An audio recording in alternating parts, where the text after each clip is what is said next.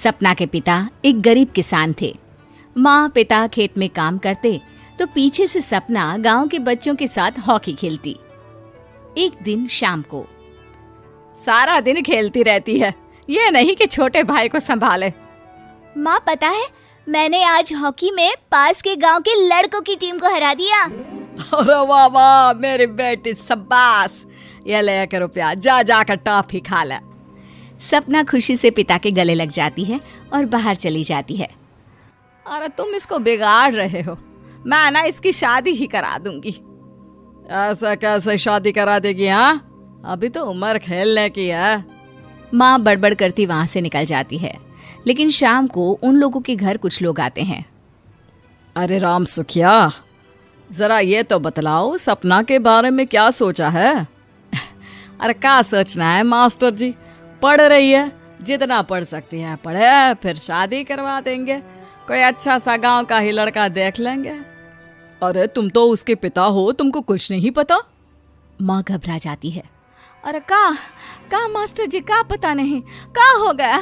हम तो इनसे पहले ही बोल रहे थे कि लड़की की जात है, संभाल लो। अरे भाभी जी, आप भी ना कभी अच्छा भी सोच लिया करो। अरे सपना क्या खेलती है हॉकी, बड़े से बड़े आदमी भी नहीं जीत पाते हैं उससे। कल गांव में एक टीम आ रही है, लड़कियों की हॉकी खेलने उसे भेज देना, वहाँ शायद कुछ बात बन जाए। अरे ना ना मास्टर जी, कोई खेल वेल नहीं करवाना हम लोगों को, वो भी शहर के लोगों के साथ तो बिल्कुल भी ना। शहर के लोगों को ना कोई भरोसा नहीं होता मास्टर जी। अरे कैसी बात कर रही हो सपना की माँ, बुरा आदमी तो हर जगह मिल जाएगा, उसके लिए शहर का और गांव का।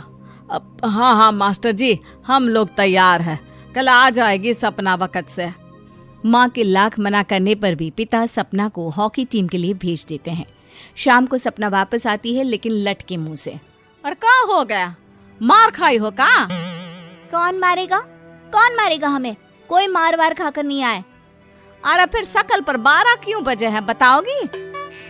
देखो माँ, आप समझोगी नहीं, बताकर फायदा क्या है? अरे बिटिया रानी, हम तो समझेंगे ना, हमें ही बता दे। सपना पापा के गले लग जाती है। पापा, मैं ना सिलेक्ट हो गई हूँ भारत की हॉकी टीम में खेलने के लिए। अरे वाह, ये तो बहुत ही खुशी की बात है मेरे बच्चे। फिर मेरी गुड़िया काहे परेशान है?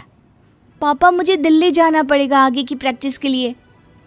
माँ जो सारी बात सुन रही होती है, जोर से चिल्लाती है। एक पैसा नहीं है मेरे पास, समझे? कुछ नहीं दूंगी। शादी के लिए लड़का फाइनल भी कर दिया है, कल्ले का बेटा, वो शादी कर लेगा तुमसे। सपना पिता की ओर देखती है। अरे देख सपना, खेलने दिल्ली जाना है तो सिर्फ इसी शर्त पे कि आकर कल्ले से बेटे से चुपचाप शादी कर लेगी, बोल। अरे ठीक है ना, कल्ले का बेटा तो बहुत ही समझदार है, सरकारी नौकरी है उसकी, मान गया वो तो सपना शादी कर लेगी। सपना भी धीरू, जो कि कल्ले का बेटा था, उसे जानती थी। वो मन ही मन सोचती है कि शादी तो वैसे भी होनी है, लेकिन माँ की ये शर्त मान गई तो जीवन जीने का एक मौका तो जरूर मिलेगा। हाँ, मुझे मंजूर है। हाँ, तो कल मैं उन लोगों को बुला लूं? पिता और सपना दोनों एक दूसरे को देखते हैं। अब माँ ठीक है ना, बुलाने की क्या जरूरत है, वो लोग पसंद कर रहे हैं ना मुझे, वही ठीक है। बस आप तो मेरा दिल्ली का बैग पैक कर दो। सपना दिल्ली जाती है, दिल्ली टीम के लिए खेलने के लिए। सपना खूब अच्छा खेलती है और गोल्ड मेडल जीत कर आती है। जब वो गांव आती है तो उसका जोरदार स्वागत होता है। हर कोई सपना सपना चिल्ला रहा होता है। और सपना के पापा, तुम्हारी बेटी ने तो गांव का नाम रोशन कर दिया है। गांव की तरफ से तुम लोगों को गांव में पक्का मकान और सपना को परिषद में पक्की नौकरी देने के लिए हम तैयार हैं। अरे वाह वाह, पक्का मकान, ये तो बहुत अच्छी बात है, लेकिन सपना की नौकरी नहीं चाहिए हमें। हाँ, कैसी बात कर रही हो सपना की माँ? लड़की की नौकरी रहेगी तो अपने पैरों पर खड़ी रहेगी, किसी के आगे झुकने की जरूरत ना पड़ेगी। अरे चुप रहो, हम तो नौकरी ना करते हैं, पर मजाल है कि किसी के आगे झुके हो। ना ना, हमारी बेटी नौकरी नहीं करेगी। पिता लाख समझाते हैं लेकिन माँ नहीं मानती। और फिर वो दिन भी आ जाता है जब सपना को अपने कहे अनुसार लड़के से शादी भी करनी पड़ती है। ससुराल में। ए बहू, तू रोज रोज सुबह कहाँ जाती है? घर का सारा काम निपटा कर कहाँ भागती है? माँ का घर तो पास ही है, वहीं निकल जाती है क्या? नहीं माँ जी, मैं हॉकी खेलने जाती हूँ, मुझे खेलना पसंद है। खेलना पसंद है? अरे कैसी बात कर रही है बहू, शादी के बाद तो कोई लड़की खेलती फैलती नहीं है, वो घर का काम काज देखती है। सपना कुछ नहीं कहती। वो एक रोज कमरे में अपनी अलमारी ठीक कर रही होती है कि तब सुनो, वो जो लटक रहा है ना, क्या बोलते हैं उसे? मेडल। सपना पति की बात सुनकर खुश हो जाती है, उनके पास जाती है। मैं सोच ही रही थी कि तुमने कभी पूछा क्यों नहीं। ये मेडल है, मैंने जीता है, पता है, हॉकी में। बड़ा मैदान, बहुत से लोग, 2 टीम और फिर शुरू होता है जुनून। पता है, लगता है जैसे बस जिंदगी यही है, खेलते रहो, भागते रहो, दौड़ते रहो और लक्ष्य को पालो। सुनो ना, मैं ना भारतीय टीम के लिए खेलना चाहती हूँ। माँ, यहाँ तो आ जरा। सपना हैरान हो जाती है कि ये क्या हो गया, पति अचानक से माँ को क्यों बुला रहा है। हाँ बेटा, क्या हो गया? काहे गला फाड़ रहे हो? माँ, ये सपना क्या कह रही है? अरे बीवी तो बोलती ही रहती है बेटा, लेकिन क्या हो गया, चिल्ला क्यों रहे हो?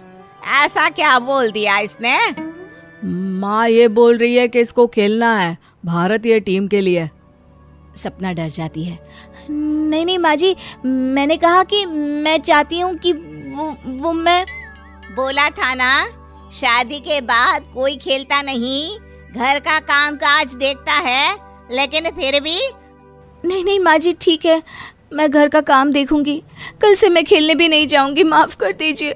सपना पति की तरफ देखती है जो माँ की तरफ देख रहा होता है। उसे गुस्सा तो आता है, लेकिन करती भी तो क्या, सास के सामने कैसे पति की क्लास लगाती। अरे बेटा, अब क्यों घूरे जा रहे हो बहू को? माँ, अभी इस बात का फैसला करके जाना, वरना ये तो तेरे कमरे से जाने के बाद मुझे। अब चुप हो जाइए आप, छोटी सी बात का बतंगड़ मत बनाइए। छोटी सी बात? बहू, ये कोई छोटी बात नहीं है। जो लड़की दिल्ली के लिए गोल्ड मेडल ला सकती है, वो देश के लिए भी तो गोल्ड ला सकती है ना। हम लोगों को किसी चीज की कमी नहीं है बहू, घर का काम तो कोई भी कर लेगा, लेकिन देश का नाम रोशन करने के लिए सपना चाहिए।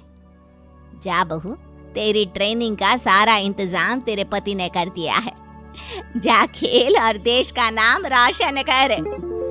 सपना की आंख में आंसू आ जाते हैं।